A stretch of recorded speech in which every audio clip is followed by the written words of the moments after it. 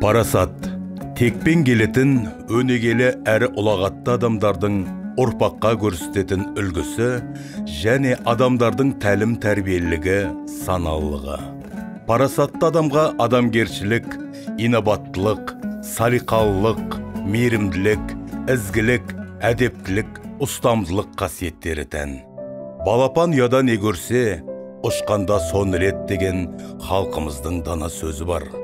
Ол жеке тұлғаның интеллектуалдық және мінез-құлық жағынан толысып жетілгендігін, жоғары мәдениеттілігін көрсетеді. Көпті көрген адам сөйлейтін әр сөзін ойланып, ақыл таразысына салып айтады.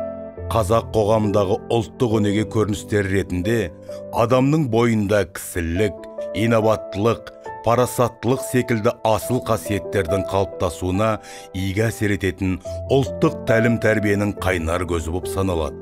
Бүгінгі күні еліміздің жарқын болашағы үшін парасатты жастарды тәрбиелеу ұлы міндет.